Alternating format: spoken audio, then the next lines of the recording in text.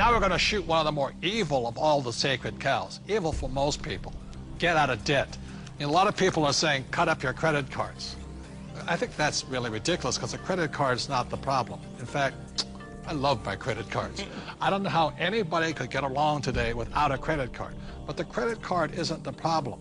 Its lack of financial education is the problem.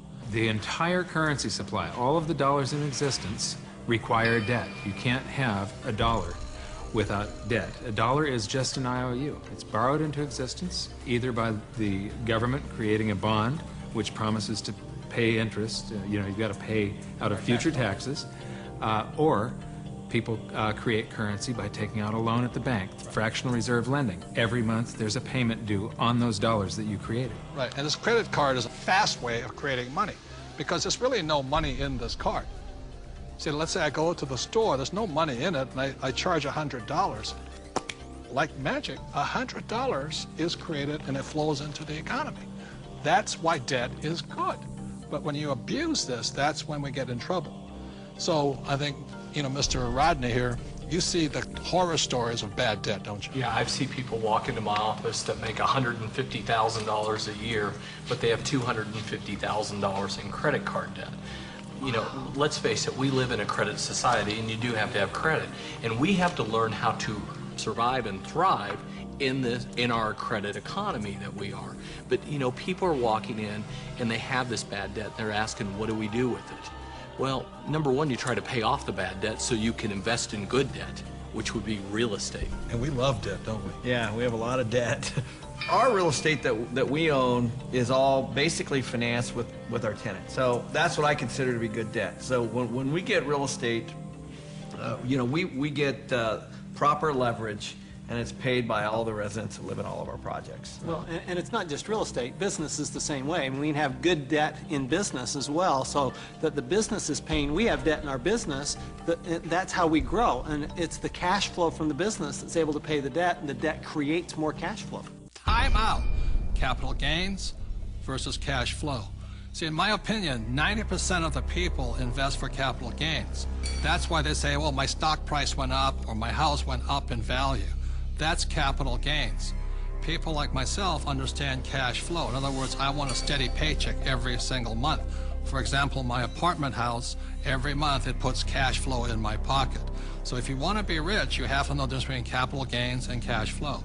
Capital gains is technically gambling. You're hoping something will change. Cash flow is more guaranteed. I want that income every month. So very intelligent investors invest for both capital gains and cash flow. People say, I like real estate. I don't really like real estate. I just love debt because it's so easy to get a loan on real estate, right? Well, here, I like the analogy that you use sometimes. Say if you put $1 million of cash into a mutual fund, you get whatever you get paid. But if you put $1 million of it in a down payment, for some kind of a commercial project like we have, you actually buy a $5 million project. Right. So you're actually getting a $5 million asset with $1 million versus $1 million of mutual funds, and so the value you're creating on that real estate is on the $5 million, not the $1 million. Well, by using banks' leverage. And the tax benefits that you get on the real estate isn't on the $1 million either. It's on the $5 million. So you not only increased leverage on your cash flow and on your growth in your asset, but you've also increased your leverage on your taxes. Well, here's what we're doing. We get these loans, the tenants are paying them off. That's the point. Oftentimes people don't look at that. And they're paying it off with after-tax dollars. Yeah, they're moving into our places, they're paying our rent, we're taking that rent and we're paying our mortgages, and our mortgages are getting paid down to zero. Wait a minute. Ken's talking about these million-dollar deals. Let me tell you how I started. I'm somebody that knew absolutely nothing about money or financing or investing, and I began investing with a little 2-bedroom, 1-bath house, and this was back in 1989. The house cost me $45,000. I had to put down $5,000, of which I didn't have, and I had a mortgage or good debt of $40,000. And the reason it was good debt is because every month I would collect the rent, I would pay the expenses, I would pay my mortgage payment, and at the end of the month, I had a positive cash flow of $25. Now, It wasn't a lot, but it was a start. And from there I learned, and I did my next investment and my next investment. So it was good debt because that debt put money in my pocket every single month. Just if people understood that there is such a thing as good debt, because I don't know how many people I talk to, but when I talk about debt, oh man, debt is the dirtiest word in the world. That's the four-letter word, debt. Because they're not educated, no, that's why. And people are raised, and I was raised to get out of debt. You see, this is the thing. You go to a bank, and the banker will sell you mutual funds. But ask them if they will loan you money to buy those mutual funds. The answer is no. But if we go in and we say, we want to buy real estate, oh, how much do you want? It's because there's collateral. Yes. They actually have something physical. That's it. Yeah, they'll sell you mutual funds, but they won't lend you money on mutual funds. That should tell you something. That should be a quick indicator. Dear God, what are you trying to tell me? You know, and the other part about it is, too, is that borrowed money for real estate, is that after tax, pre-tax, or no tax? It's no tax. Anytime you're borrowing money, there's no tax on that money. You can use that cash. It's not taxable at all. So if somebody wants to borrow $1 million or save $1 million, it'll probably take them $2 million to save the million because tax is going to take 50% of it. Right. But I just go straight in and borrow $1 million, which they give us.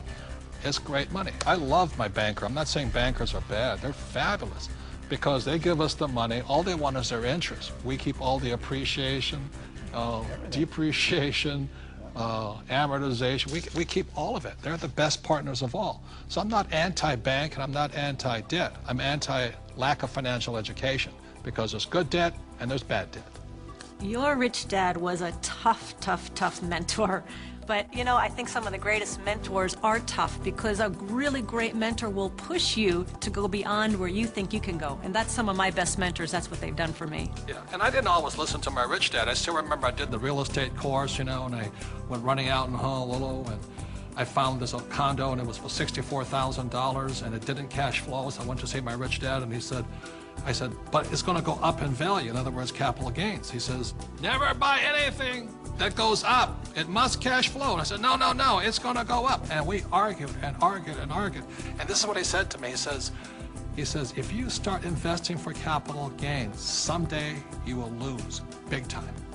So I let that condo go. I didn't pay $64,000. Today it's probably worth $300,000, but I learned a lesson from my coach, my rich dad. If I had gotten into the habit of buying for capital gains, either the price of stocks going up or real estate going up, I might have been wiped out in this crisis. So that's why a coach and a mentor keeps you onto your plan. And helps you create and develop very, very good financial habits. Because if you have poor financial habits, as you're in your personal life, you're going to take those into your investment life. So one of the most important things is they will help you develop great financial habits. Because when markets go up, greed sets in, and greed makes people stupid.